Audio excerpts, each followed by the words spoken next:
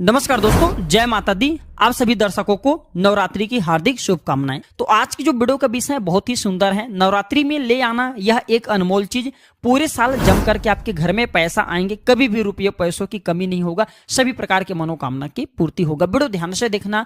हम आप लोगों को प्राचीन ज्ञान चैनल के माध्यम से वह सबसे सरल आसान विधि बताते हैं, सरल उपाय बताते हैं, जिसमें आपका कल्याण छुपा होता है, जिसमें आपका भला छुपा होता है, और आप जो उपाय करते हैं उसमें आपको लाभ ही मिलता है। सर्वप्रथम जानते हैं नवरात्रि में हमें उपवास व्रत क्यों रखना चाहिए। देखिए, उपवास व्रत को हम एक प्रकार के बोल सकते हैं साधना। साधना का मतलब होता है अपने आप को योग्य बनाना, उस कार्य के लिए काबिल बनाना। साधना एक प्रकार के आंशिक तप होता है, जिसमें व्यक्ति को संयम एवं नियम का पूर्ण रूप से पालन करना होता है। नवरात्रि व्रत इसलिए रखते हैं ताकि हमारे सभी प्रकार के मनोकामना की पूर्ति हो। लेकिन मनोकामना की पूर्ति कब होगा? जब हम उस कार्य के काबिल बन जाएं, वो फल को प्राप्त करने के लिए काबिल बन जाएं। स्वयं को काबिल बनाने के लिए हमें अपने भक्ति को प्रस्तुत करना पड़ता है, यानी कि माता रानी की हमें भक्ति करना पड़ता है, तब वो हमें फल प्राप्त होते हैं। जैसे सोने को जितना ज्यादा आप तपाओगे उतना ज्यादा उसमें चमक आती है, ठीक उसी प्रकार जो भक्ति लाइन है इसमें होता है। भक्ति लाइन में अब माता रानी के फिर जो भी देवी देवताओं की पूजा करते हैं, उसमें जितना ज्यादा अब उनके लिए व्रत रखते हैं, उपवास रखते हैं, उनके लिए नियम रखते हैं, संयम का पालन करते हैं, उतने जल्दी आपको उसका पॉजिटिव रिजल्ट मिलते हैं। आज मैं आप लोगों को नवरात्रि के समय में लाए जाने वाले उपाय के बारे में बताऊंगा। कुछ ऐसे वस्तुएं जिसे घर में ला करके रखने से माता रानी ऐसे घर को धन दौलत से समृद्ध बना देती हैं। ऐसे घर में कभी भी अन्न धन की कमी नहीं होती। अगर आज की वीडियो मिस कर दिए तो सारे जिंदगी पछताना पड़ेगा। साधना संबंधी विशेष जानकारी बताऊंगा, आपके धन संबंधी विशेष जानकारी बताऊंगा, कैसा भी आपको शत्रु परेशान करते हैं, दुश्मनों के चिथड़े उड़ जाएंगे। आज मैं आप लोगों को ऐसा उपाय बताऊंगा, वीडियो को ध्यान से देखना। अगर आप भी माता रानी के सच्चे भक्त हैं, माता रानी के प्रति आपकी थोड़ी बहुत आस्था है, तो कमेंट बॉक्स में जय माता दी जरूर लिखना और हमारे चैनल को सब्सक्राइब कर हमारे सपोर्ट जरूर करना।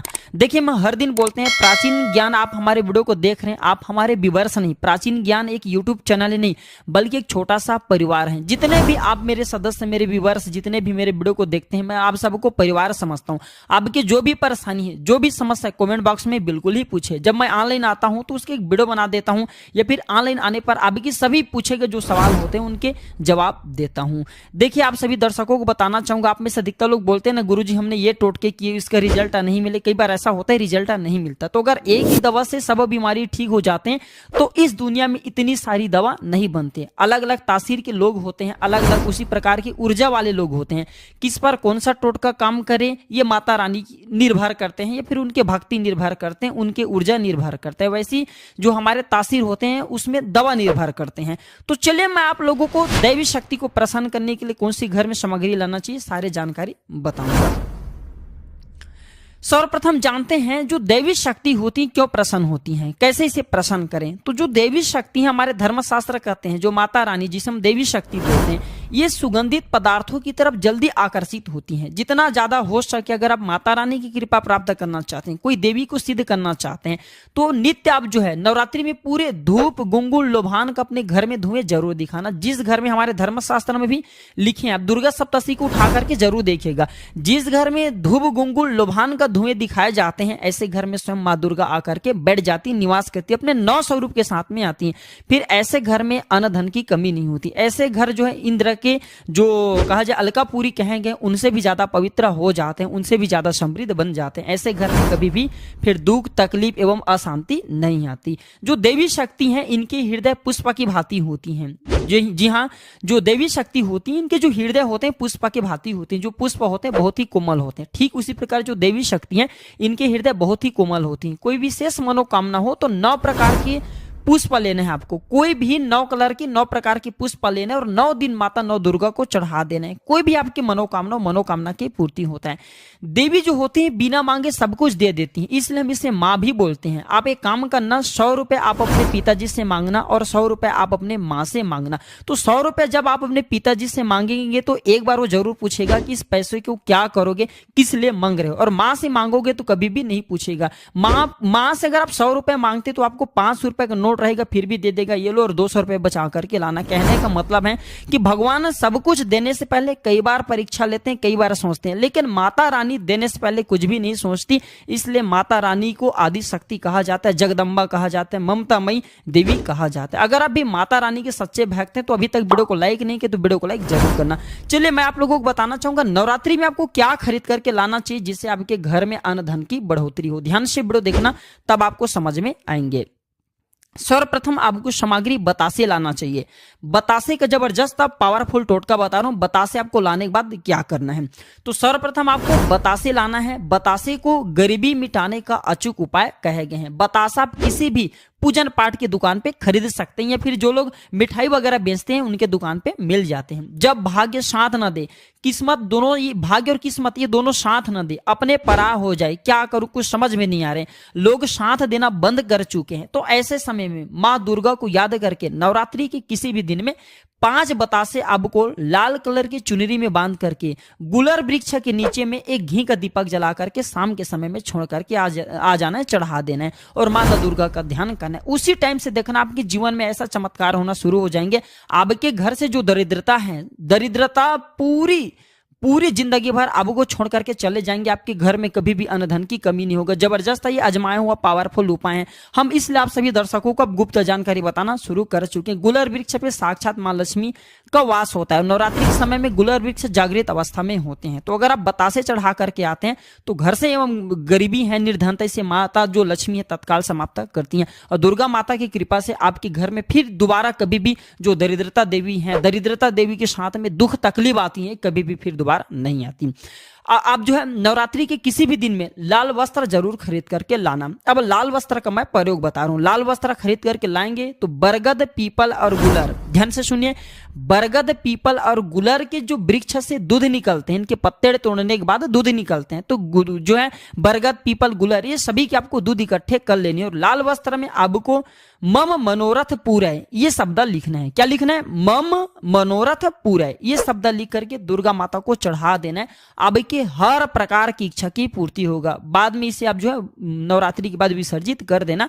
1 महीना के भीतर में ये उपाय करने से सभी प्रकार के मनोरथ की पूर्ति होता है। और ये गुप्ता, ये ऐसा गुरु परंपरा से चले आ रहे जबरदस्त पावरफुल उपाय बता रहा हूं। आप पूरे यूट्यूब में पूरे आप जो है कोई भी किताब में ढूंढ लेना, इस प्रकार की जानकारी कोई भी आपको नहीं बताएंगे। हम आप लोगों को इसलिए जानकारी बताते हैं, हमारे चैनल का मकसद है जनहित एवं जन कल्याण करना। मैं हर दिन बोलता हूं मेरे इस चैनल में व्यूज आए या ना आए, सब्सक्राइबर बढ़े या ना बढ़े, इससे मुझे किसी भी प्रकार का कोई फर्क नहीं पड़ता। अगर मेरे वीडियो को देख करके किसी एक भी व्यक्ति का भला होता है तो मैं अपने आप को कृतार्थ समझता हूं, मैं अपने आप को सौभाग्यशाली समझता हूं। और मैं आप लोगों को हर दिन में बता चुका हूं, मेरे पूरे अध्यात्म बचपन से ही गुजर रहा है और मैं चाहता हूं इस चैनल में जितने भी मैं कमाई करता हूं ना, इसके अधिकांश पैसे गरीब एवं असहाय लोगों की सेवा में समर्पित कर देता हूं। इसलिए आप इस चैनल को सब्सक्राइब कर मेरे सपोर्ट जरूर करें। मैं हिंदू धर्म की जानकारी, हमारे सनातन धर्म की जानकारी आम जन तक फिर से पहुंचाने के प्रयास करता हूं ताकि लोग सुखी रहे, निरोग रहे, उनके जीवन में जो कोई भी किसी भी प्रकार के कष्ट न हो। चलिए मैं आप लोगों को तीसरा सामग्री के बारे में बताता हूं। आपको नवरात्रि के दिन में लौंग जरूर खरीद करके लाना है। लौंग क्यों खरीद करके लाना चाहिए? लौंग को शत्रु नाशक का रामबाण दवा कहे गए हैं। तो अगर आपको कोई अनावश्यक शत्रु बार बार परेशान करते हैं, आपको समझ में नहीं आ रहा वो अज्ञात शत्रु कौन है, हो सकता है आपके घर के ही लोग हों अज्ञात शत्रु, क्योंकि अज्ञात शत्रु में बहुत सारे ऐसे शत्रु होते हैं, होता कोई और है लेकिन हम सोचते हैं किसी और के बारे में। तो आपको कभी भी शत्रु का नाम लेकर के शत्रु नाश का प्रयोग नहीं करना चाहिए। तो शत्रु नाश करना चाहते हैं तो आपको 2 लौंग लेना है। 2 लौंग लेकर के आपको इसे हाथ में दबा लेना है, आपको राइट साइड के हाथ में लेना है। और एक मैं मंत्र बता रहा हूं, ये मंत्र आपको 51 बार बोलना है और जलते हुए आग में डाल देना है लौंग को। तो कैसे भी आपके दुश्मन हो, दुश्मन के चिथड़े उड़ जाएंगे, दुश्मन जो है मौत के लिए तड़प उठेगा, दुश्मन के अगर किसी भी प्रकार के षड्यंत्र आपके ऊपर में हो वो षड्यंत्र समाप्त हो जाएंगे। दुश्मन अगर बहुत बड़ा प्रबल तांत्रिक है उनको छठी की दूध याद दिला देंगे। इस ऐसा जबरदस्त चमत्कारिक पावरफुल मैं मंत्र बता रहा हूं। इसलिए मैं प्राचीन ज्ञान चैनल में साधना संबंधी जानकारी अब आप लोगों को इस चैनल के माध्यम से, नवरात्रि शुरू हो चुके हैं इसलिए इस प्रकार की अच्छे से जानकारी बता रहा हूं ताकि आप सभी दर्शकों को भला हो, आप सभी लोगों का कल्याण हो। अपने स्वार्थ हित के लिए, किसी को नुकसान पहुंचाने के लिए इस मंत्र का प्रयोग मत करना, अन्यथा मैं दोस्त नहीं होऊंगा। क्योंकि कुएं बनाए जाते हैं लोगों के प्यास बुझाने के लिए, लोग ताकि उसमें आकर के पानी पिए, और कोई निर्बुद्धि जाकर के उसमें आत्महत्या करता है तो उसमें आत्महत्या करने वालों का दोष है, न कि कोई कुएं बनाए किसी के प्यास बुझाने के लिए ऐसे व्यक्ति का। तो सोच समझ करके इसका प्रयोग करना, अगर किसी को नुकसान करने के लिए करेंगे तो इसमें आपको ही नुकसान होगा।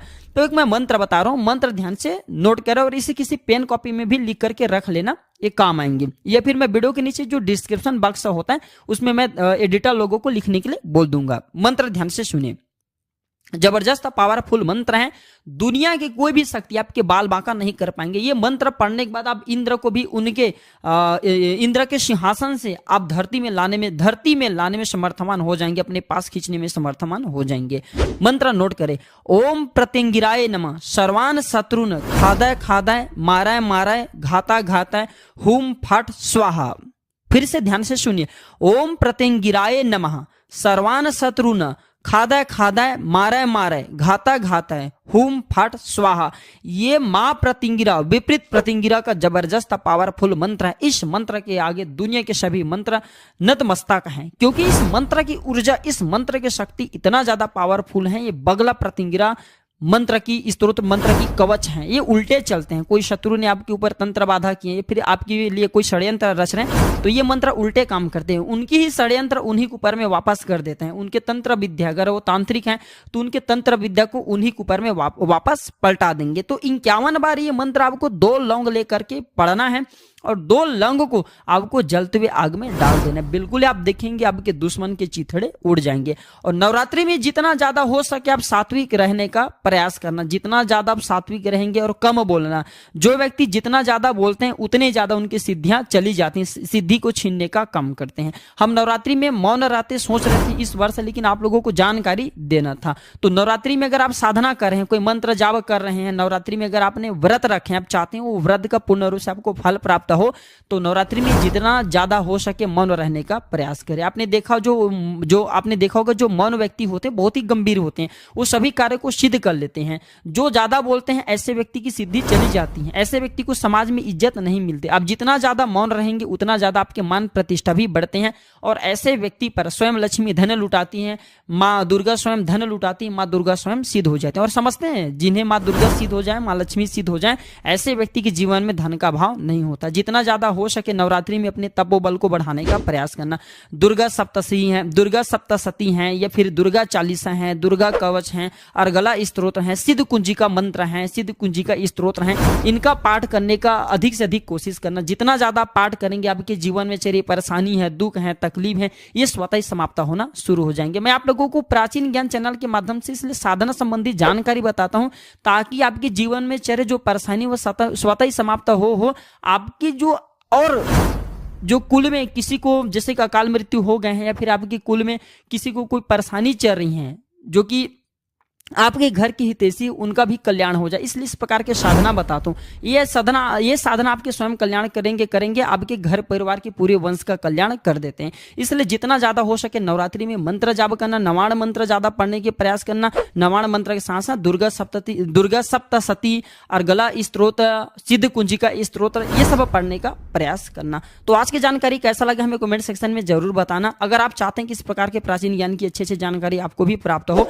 तो चैनल को सब्सक्राइब कर हमारे सपोर्ट कर सकते हैं। और कमेंट बॉक्स में अभी तक जय माता दी नहीं लिखे तो जय माता दी जरूर लिखना। और हाँ, इस वीडियो को अपने तक सीमित मत रखना, इस वीडियो को आगे जरूर शेयर करना। हो सकता है आप इस वीडियो को शेयर करें तो किसी का भला हो जाए, किसी का कल्याण हो जाए।